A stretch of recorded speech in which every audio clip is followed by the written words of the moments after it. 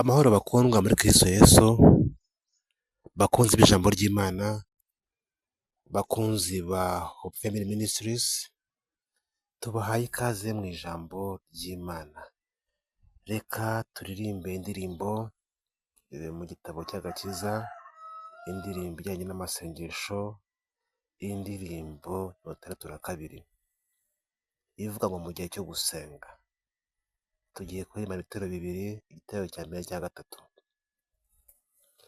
Mu gihe cyo gusenga, amasengesho yacu agera kure cyane, atambuka n'inyenyeri.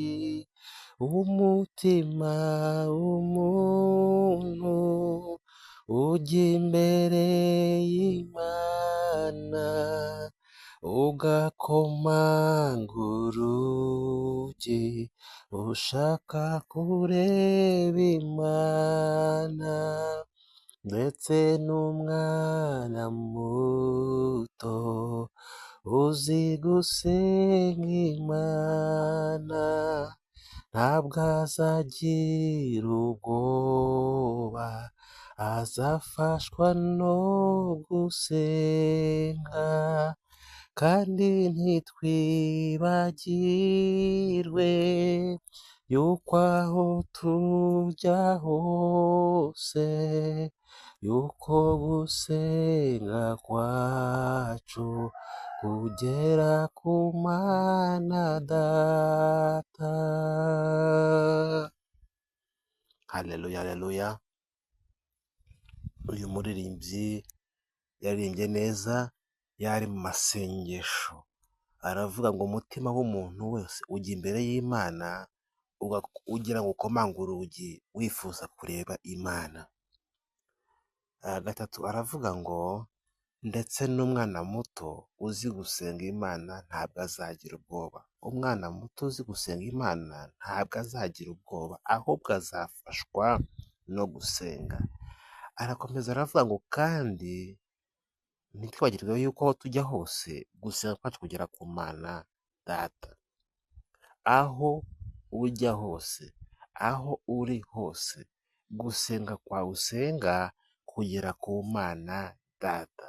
Amasengesho mwene data ngo atambuka ibicu, agatambuka inyenyeri, akagera ku Mana.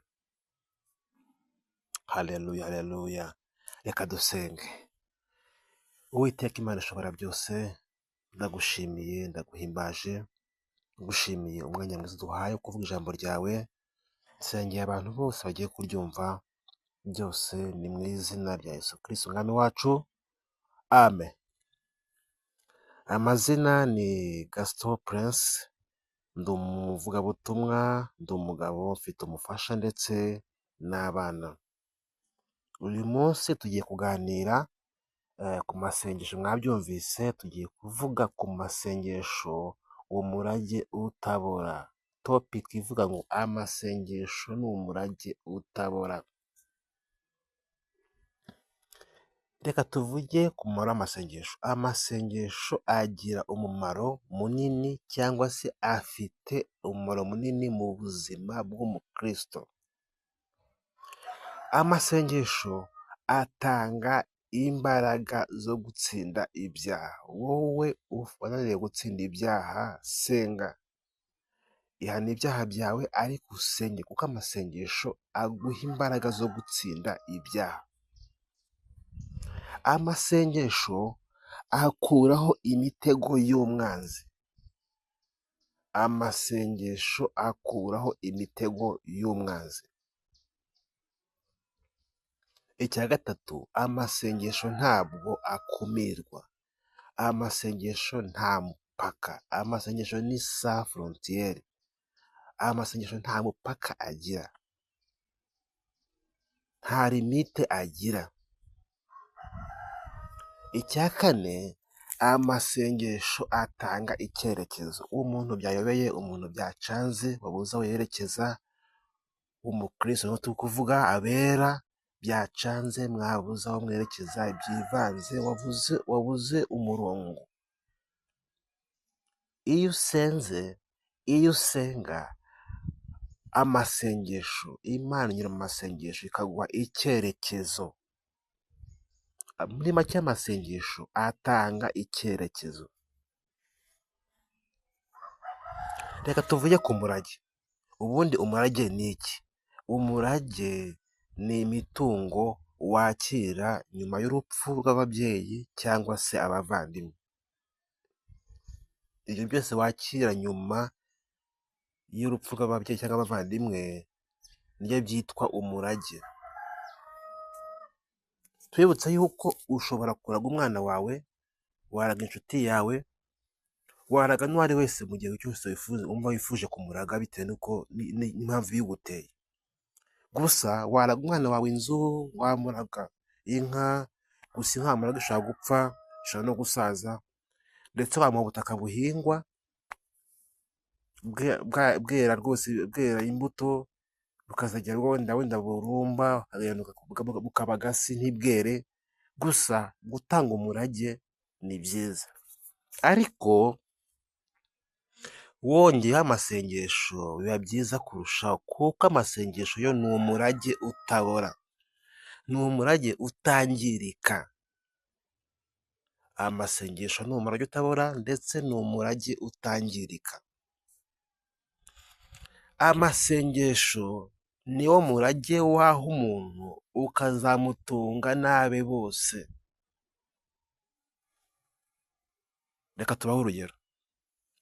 Umubyeyi abyaye abana, abaraza ibyo bagomba kubaraga nk'umubyeyi, ariko wenda ageretseho n'amasengesho. Aravuga ati bana banjye nkorera Imana, namwe muzakorera Imana, Imana ari nziza, igihe kirageze, wa mubyeyi agize gutya aratabarutse. Ba bana bawe ya masengesho wabaraze, wenda we ntabwo ukiriho, ya masengesho akomeza akora, kuko amasengesho ni umurage utabora, akomeza akora agenda kuri ba bana, kubera ko amasengesho nta mupaka agira, agomeza akora, akomeza gukora amasengesho, akaba ku bana, akaba ku buzukuru, akaba ku buzukuruza, kuzageza ibihe n'ibihe. Abantu benshi muri iyi minsi muriho kubera amasengesho ababyeyi banyu babasengeye, babaraze. Gusa benshi ntago mubizi, ariko ababyeyi basengaga bakaba batakiriho, bararaza abana babo amasengesho, na n'uyu munsi amasengesho baraza abana babo aracyakora, kuko amasengesho ni umurage utabora. Reka tuvuge ku masengesho atanga icyerekezo. Aburahamu yari umunyamasengesho. Aburahamu sekuruza w'abizera yari umunyamasengesho. Yajyaga asengera ahantu hamwe akava akajya ahandi agasenga, mbese gusenga kwa Aburahamu byari ubuzima bwe. Umunsi umwe yasengeye ahantu, arangije ahasinga ibuye ry'urwibutso, mu magambo yasize igicaniro cy'amasengesho, ariko arigendera. Haciyeho imyaka, umwuzukuru we Yakobo araza, nawe ageze aho sekuru yasengeye, ahindurirwa izina, nk'uko tubisoma mu Itangiriro 32 umurongo 28 kugera 29. Itangiriro 32 umurongo 28 kugera 29, haranditse ngo, aramubaza ati witwa nde? Aramusubiza ati ndi Yakobo. 29 akavuga ngo, aramubwira ati ntukitwa Yakobo ukundi, ahubwo uzitwa Isiraheli, kuko washyanije Imana n'abantu ukanesha. Abyumvise, uyu mwuzukuru wa Aburahamu Yakobo yageze hose yasengeye, arangije ahindurirwa izina.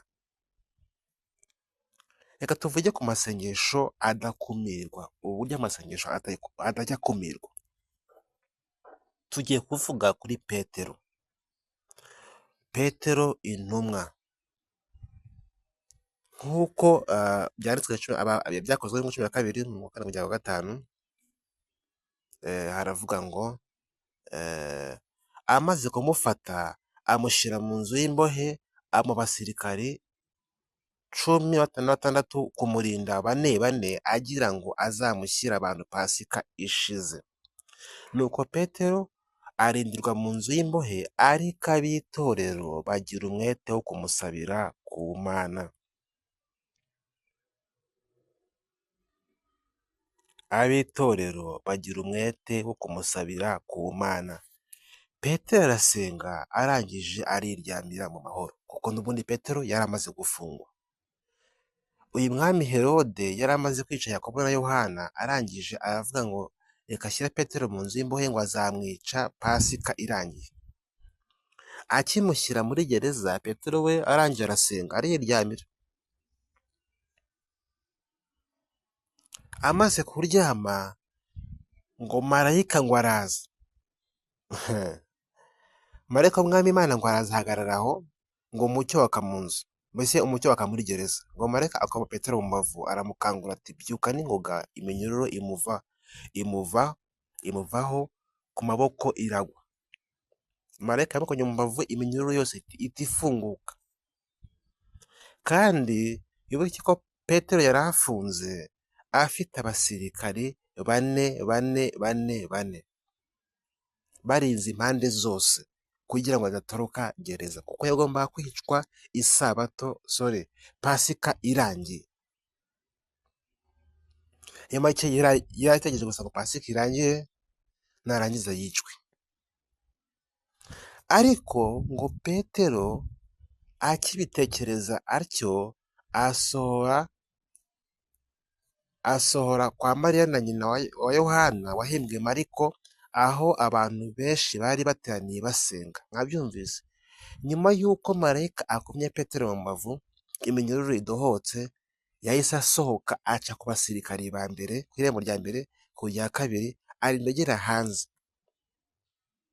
Amaze kugera hanze aravuga ati ntabwo ndi bwicare, reka njye mu masengesho. Ahita ajya gusanga abera aho bari baraye baterana kwa Mariya nyina wa Yohana wahembwe Mariko, ngo niho abera bari baraye basenga mu masengesho, nawe asubirayo gusenga mu masengesho. Petero yasubiye mu masengesho kandi akomeza kubwiriza mu mujyi. Ibaze, mwabyumvise ko amasengesho adakumirwa. Bafunze umuntu bamushyira muri gereza, bafunga n'ingufuri, nawe barangije nawe bamufunga n'iminyururu, baramudarangira. Ariko amasengesho basenze abera bari mu masengesho, baraye mu cyumba basenga, amasengesho bayohereza kwa Petero muri gereza. Marayika ngo arazajya muri gereza, afungura iminyururu, asohoramo Petero ari muzima, aca ku barinzi ba mbere, aca ku ba kabiri, arinda agera hanze. Amasengesho bene data ntabwo akumirwa, amasengesho ntabwo agira umupaka. Amasengesho ntabwo agira umupaka. Nshuti yanjye, wowe utuye, washyiraho abasekirite ku nzu yawe, ugashyiraho senyenge ukayizitira hejuru, ugashyiraho n'amashanyarazi ku gipangu, ariko aho hose amasengesho abicamo akinjira. Amasengesho ntabwo akumirwa, icyo warindisha cyose amasengesho arinjira. Amasengesho yinjiye muri gereza, avana Petero muri gereza, aramufunguza. Abera bamusengeye. Bakunzi ba Kristo, mujye musengerana, mujye musabirana, kuko amasengesho ntabwo agira umupaka, ntabwo akumirwa. Reka tuvuge ku masengesho akuraho imitego y'umwanzi. Tugiye kuvuga ku mwami Nebukadinezari. Nebukadinezari yari umwami utangaje mu gihe cye, nk'uko tubona muri Daniel ibice 2, umurongo wa 5, wa 6, 11 na 13.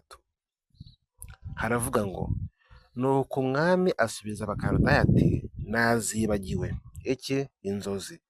Nuko nimutazimbwira ngo muzinsobanurire, muzatemagurwa kandi ingo zanyu zizahinduka nk'ibyavu. 6. Ariko nimumbwira izo nzozi nzabagororera, mbahe impano n'icyubahiro cyinshi. Nuko ngaho nimumbwira izo nzozi nuko zisobanurwa. 11. Icyo umwami aduhatiraho kiraruhije, abo ni abanyabwenge n'abapfumu bose n'abakonikoni, kandi nta wundi wabasha cyerekana imbere y'umwami keretse imana zitabana n'abafite imibiri. Izo mana ni izihe? aba bo bizeraga mu myuka mibi y'abadayimoni.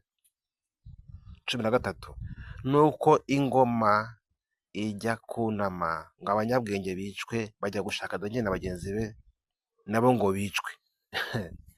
Aba banyabwenge babonye ko umwami ariko basaba ikintu gikomeye cyane.